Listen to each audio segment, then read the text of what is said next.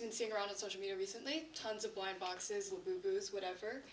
I wanted to make something similar, not to Labubu's, I don't really like them. So if you are not on the internet, you might not know what a blind box is.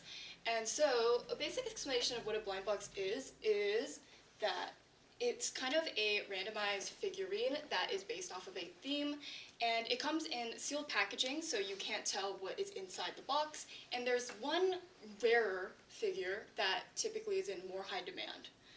So with that, we'll get into the 3 key parts of what is in a blind box and what I made for today. So you have the card, you have the box, and then you have the figurine. So the first part of that is the figurine. And for my figurine, I decided to go with the cat theme. So it's kind of, the theme I came up with is kind of like cats at work, so cats in different careers, so you can kind of see the different ideas I came up with. I didn't end up, the designs I came up with might end up a little changed just based off of what was more convenient when I was making it, but this was kind of the general idea. And so the next part is the materials I used. So I made these out of polymer clay.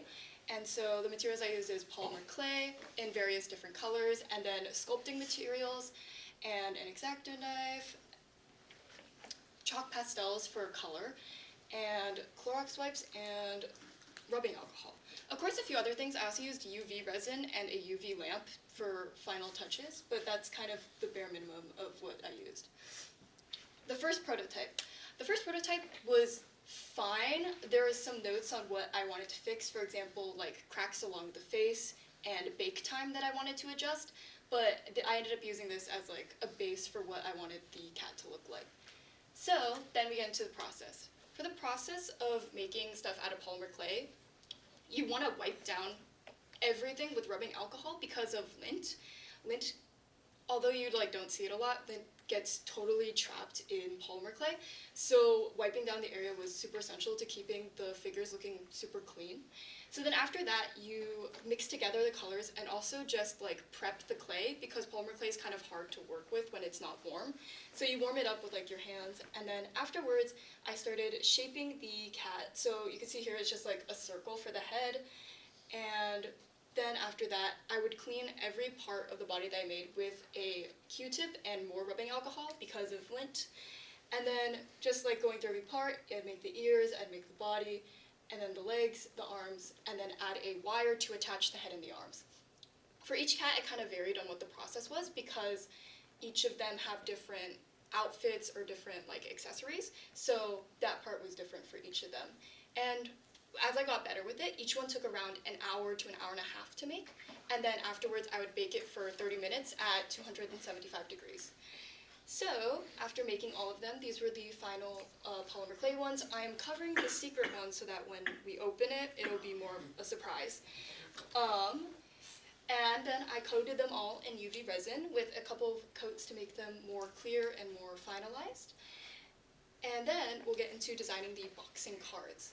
So the box, I kind of just did a bare bones design, kind of simple, and then for the cards I kind of wanted to do an ID card to go along with the theme of at work.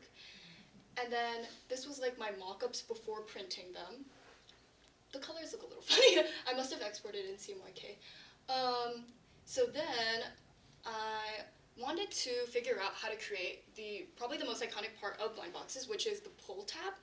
And so for this, I did, if you look closely here, I created a perforated line, which I ended up cutting with an X-Acto knife. And while this worked for if you pulled, it would pull in the same way, it wouldn't consistently rip how I wanted it to. So Athena, who's not here, came up with the idea of putting a thin piece of paper behind it, and so it ripped more consistently. And so that's how I was able to get the pull tab effect. And then I printed the boxes on various different papers to test the material, and ended up with a photo paper courtesy of Miss P, and it ended up working really well. So this was the final card designs, also printed on the same paper with all of the cats. And that's it. And then I just put all the boxes together, and that was kind of it. So I'm going to have some people open up the boxes if I wanted volunteers if we wanted to open up the box. Volunteers, go up there, so we get you on screen. Oh, okay. Go up there if you're volunteering. Wait, Chris. Karen. Wait, I just need 7 people. So 1, 2, 3, 4, 5, 6, 7. Wait, so just the people who are standing right now. Sorry. Oh, This is already 7. Wait, 1, 2, 3, 4, 5, 6, 7. Yeah. Stand in front of the screen. Okay, so I will give you box. No, I'm getting the rare. No, it's me. Where's the pull tab at? Move to your right, everybody. Move to your right. Move to your right. Do you have to open it at the same time? You can open it at your own time. Okay, I'm gonna open it. Dun, dun, dun, dun. Let's go. What? Let's go. Right. Wait. Like a fish bowl. So can I keep this? I got doctor.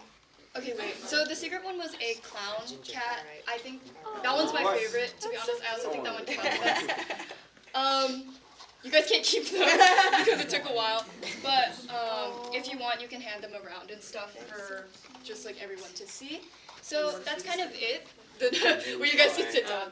The next part's just like my reflection on it. Fish cat. Wait, can you guys sit down? Take it with you. Go and have a seat, and then share it with everybody around you. Okay. So for my reflection, I kind of wish I came up with. I kind of wish I came up with a little more interesting designs for some of them, or I felt like, definitely like as I got more familiar with polymer clay, there was stuff that I realized that I worked better with clay, and things that didn't work as good for polymer clay. Like, for example, the clown cat turned out really well because the design was easily transferable to polymer clay, but things with more intricate details are just hard to do with clay. So just stuff that you learn along the way. But overall, I'm really happy with the final result, especially being able to like create the pull tab and all of these parts that I thought that I wouldn't be able to originally. So yeah, it's just really satisfying to see everything come together. That's it.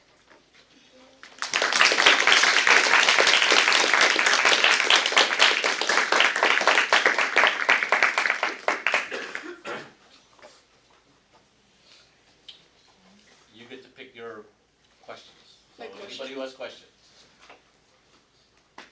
Wait, what? Oh, yeah. Did you have any designs for the cats that you originally wanted to do, but that you kind of scrapped because you thought they would be too hard to do? So, not exactly, because originally when I was coming up with the concept, I didn't even think of making like cat keychains originally. I was gonna make like just like people, but I thought that in itself is too hard because hair with clay seems a bit difficult, and I thought cats would be cuter as a concept. So when I thought of cats, I was like, I didn't really sketch anything for anything else. I was like, what would be fun to make? And then I just came with like the work theme because I thought that it had a very easily identifiable like characteristics. So that's kind of why I landed on that theme. So I didn't really come up with any extra designs for it, just the ones that I made originally. Oh, Emma? How were you able to attach the keychain? So, so before you bake it, basically, I just stuck, there's like I forget what they're called, like an eye pin into the head, and then you bake it, and then it should stay. I've had issues with them before, they kind of fall out. Like, I don't know how secure they are, so I wouldn't like throw them around, but that part was, it's just like you put it in before it bakes, and then you attach the rest of the keychain afterwards when you're done. Jerry? How much would you sell one for? That's a good question. It's a lot of well, if I got better at baking, I don't really know. I think Linda and I had a discussion about this the other day on like how much I said above 30 just because like I spent probably more than an hour. Like if I average it out, obviously because it's for Zenith, I spent more than 2 hours on each of them, but like, if I was to get better at it and average the time, it'd probably be around 2 hours or something. So, I don't know. I wouldn't really sell them, though. It's too much work. How much would you pay? How much would you guys in the audience pay for one? 150 million. I think it's solid $20. But yeah, I feel like people don't value the work that goes into handmade arts enough to like want to sell something like this. So that's my stance on it. Oh, Nicola? Did you already have the UV resonant lamp, or did you get it specifically for this? I bought it. haven't worked with UV resin before. Landon? How fragile are these, do you think? I didn't throw them on the floor, so I don't really know. I don't really want to try. But I don't think they're too fragile. Like, they're more fragile before I put the UV resin on it, so it should be a little better now. Luca? Out of all these different like figurines, like all the different brands out there, is there one that influenced you the most? That's a good question. I think one that influenced me the most. Okay, I can say which ones I like the most. Like, I like Smiskys because they're very simplistic in design. But I don't think there's one that influenced me a lot, just because like I could tell you like in person on Instagram who also makes like polymer keychains, who I feel like influenced me a little bit, but not so much like a brand of blind boxes that influenced me. So what are some other things in blind boxes? Besides figurines? Yeah. I mean, it's just kind of like tiny trinkets, like sets of trinkets, because I know like in Japan you also have like the gachapon, which aren't exactly like blind boxes, but it's kind of the same concept, and those aren't exactly always figurines. It can depend like on what it is. Like sometimes they're plushes too.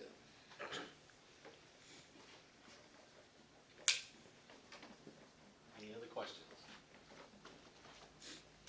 Bravo. Oh wait, do you have a question? What's the clown one look like? Because you should Who has the clown one right now?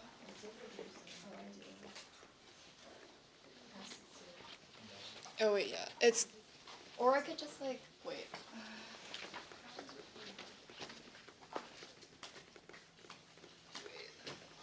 Where's the mouse? Oh, the mouse. That's what the clown looks like. So yeah.